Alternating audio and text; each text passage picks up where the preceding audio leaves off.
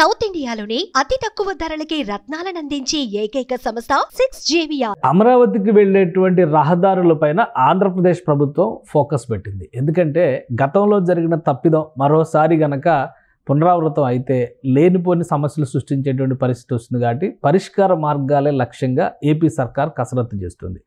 ఆంధ్రప్రదేశ్ రాజధానిగా ఒకటే ఉంటుంది, అది కూడా అమరావతి అని ప్రకటించిన తర్వాత అమరావతిలోకి నేరుగా ఏ ప్రముఖులు వచ్చినా ఏ విధంగా తీసుకెళ్ళాలి, అలానే ఇప్పుడు నిర్మాణం అయినటువంటి ఇంటిగ్రేటెడ్ గవర్నమెంట్ కాంప్లెక్స్ అంటే వెలగపూడి సెక్రటేరియట్, ఇతర నిర్మాణాలు శరవేగంగా జరుగుతున్నటువంటి పనుల నేపథ్యంలో అమరావతిలోకి వెళ్ళేటువంటి రహదారుల వ్యవస్థ పైన ఏపీ గవర్నమెంట్ ఫోకస్ పెట్టింది.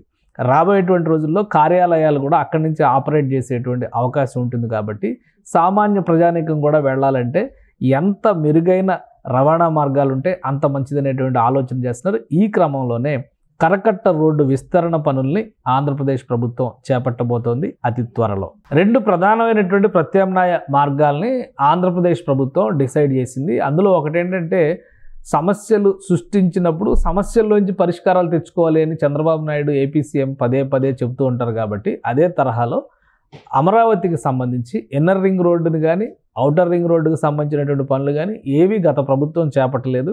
పైగా గత ప్రభుత్వం కేంద్ర ప్రభుత్వం అప్రూవ్ చేసినటువంటి ఇన్నర్ రింగ్ రోడ్డుని కూడా పక్కన పెట్టేయడం వలన వెస్ట్ బైపాస్ రోడ్డుని, విజయవాడ వెస్ట్ బైపాస్ రోడ్డుని స్వయంగా కేంద్ర రోడ్లు రహదారుల శాఖే చేపట్టింది.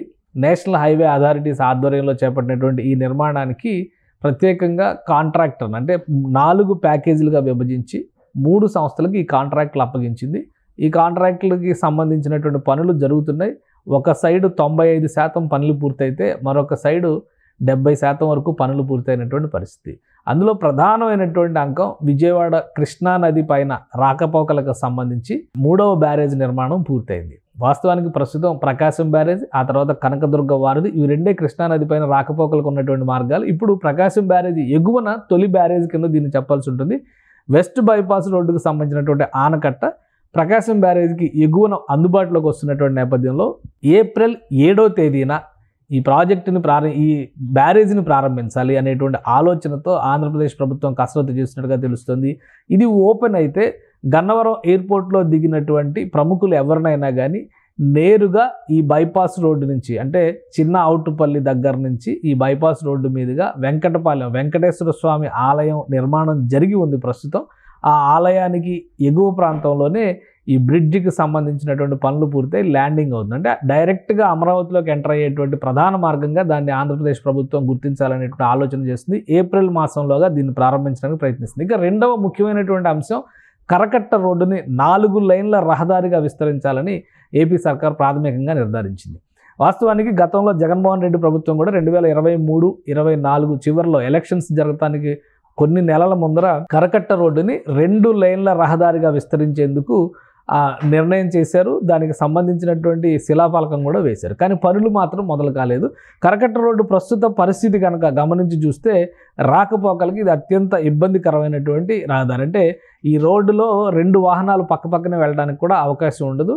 ఈ వంతెన దాటిన తర్వాత రోడ్డు మరింత ప్రమాదకరంగా ఉంటుంది. ఇది ఇక్కడ ఈ వంతెనని నిర్వహించేటువంటి క్రమంలో ట్రాఫిక్ రాకపోకలు నియంత్రించేటువంటి క్రమంలో ప్రత్యేకంగా పోలీసులను కూడా మోహరించాల్సినటువంటి పరిస్థితి ఉంటుంది. ఇక కరకట్ట వంతెన దాటిన తర్వాత పరిస్థితులు కనుక గమనిస్తే ఈ విధంగా ఉంటాయి. ఒకవైపు కృష్ణానది, మరొక వైపు నుంచి చూస్తే రోడ్డు పైన వెళ్తున్నటువంటి దృశ్యాలు. మనం రోడ్డు పైన వెళ్ళేటువంటిది కూడా సింగిల్ లైన్ రోడ్డు కాబట్టి 2 వాహనాలు పక్కపక్కనే వెళ్ళేది. ఎదురొచ్చే వాహనాలు వస్తే కూడా స్లో అయ్యి దారి ఇవ్వాల్సినటువంటి పరిస్థితి ఉంటుంది. ఇది కరకట్ట పరిస్థితి. 10 ఏళ్లుగా ఇదే పరిస్థితి, ఇదే తీరు కొనసాగింది.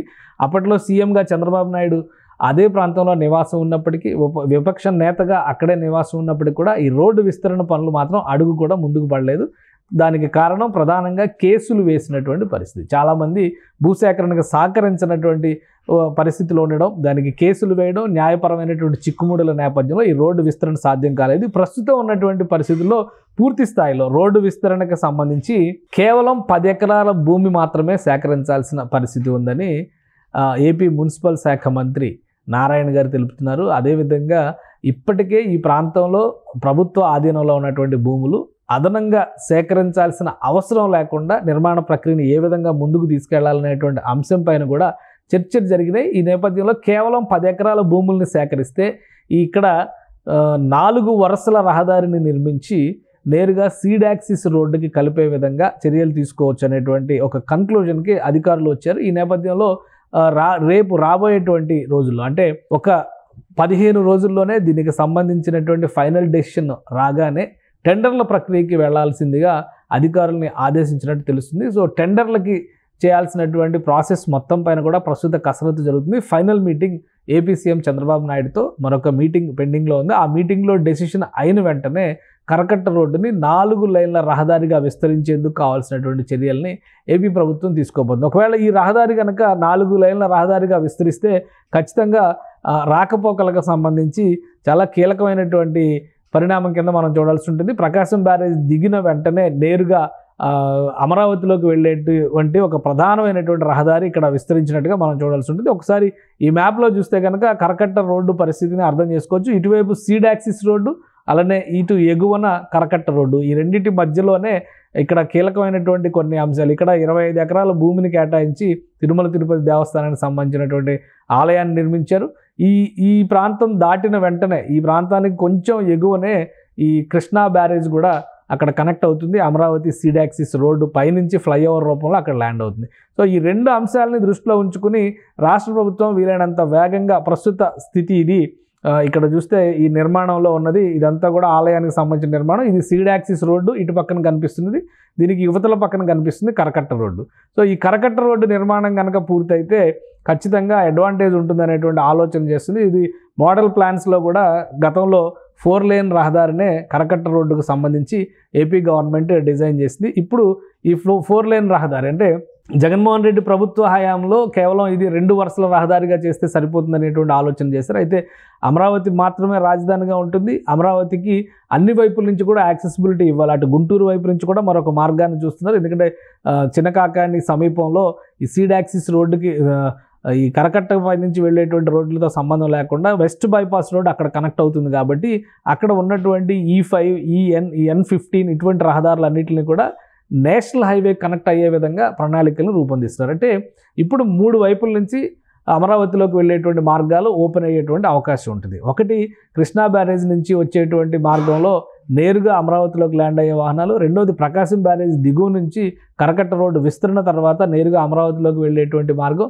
మూడవది అటు గుంటూరు వైపు కాజా టోల్గేట్ సమీపంలో ఉండేటువంటి రహదారిలో నుంచి నేరుగా వెళ్ళేటువంటి మార్గం. ఇవి ప్రస్తుతం టెంటేటివ్గా సింగిల్ లేన్ రహదారులుగా ఉన్నటువంటి వాటిని పూర్తి స్థాయి డబల్ లేన్ రహదారులుగా విస్తరించేటువంటి ప్రణాళిక. ఇవి కాకుండా కొత్తగా మరొక నేషనల్ హైవేని వాడరేవు వరకు విస్తరించేటువంటి ప్రణాళికని కేంద్ర ప్రభుత్వ నేషనల్ హైవే అథారిటీస్ అలానే ఉపరితల రవాణా శాఖ సమన్వయంతో రాష్ట్ర ప్రభుత్వం చేపట్టబోతుంది. అది జరిగితే కనుక అటు గుంటూరు వైపు నుంచి నకరేకల్ వైపు నుంచి వచ్చేటువంటి ముఖ్యంగా నకరేకల్లు పిడుగురాళ్ల వైపు నుంచి వచ్చేటువంటి వాహనాలు నేరుగా అమరావతిలోకి వెళ్లేందుకు యాక్సెసిబిలిటీ వస్తుంది. అదే రహదారిని రాయలసీమ నుంచి వచ్చేటువంటి మార్గాలకు కూడా అనుసంధానించేటువంటి అవకాశం ఉంది. సో అన్ని వైపుల నుంచి కూడా అమరావతిలోకి ఈజీ యాక్సెస్ ఏ విధంగా ఉండాలి అనేటువంటి అంశం పైన ప్రస్తుతం రాష్ట్ర ప్రభుత్వం ఎక్కువ ఫోకస్ పెట్టింది. ఈ పనులు ప్రారంభమైతే కనుక 1.5 నుంచి 2 ఏళ్ల లోపు ఈ రహదారుల సైజును బట్టి కిలోమీటర్ల పొడవును బట్టి వీలైనంత తొందరగా కంప్లీట్ అవ్వడానికి అవకాశం ఉంటుంది. అప్పుడు అమరావతి నగరానికి ఏ ప్రాంతం నుంచైనా కానీ రాకపోకలు సులువవుతాయి అనేటువంటి ఆలోచన ఏపీ సర్కార్ చేస్తుంది. సో 4 వరుసల రహదారిగా విస్తరించేటువంటి కరకట్ట పనులకు సంబంధించి దాదాపుగా క్లారిటీ వచ్చింది. ఒక 15-20 రోజుల్లో దీనికి సంబంధించినటువంటి టెండర్లు రిలీజ్ చేసినా కానీ ఆశ్చర్యపోవాల్సినటువంటి అవసరం లేదు.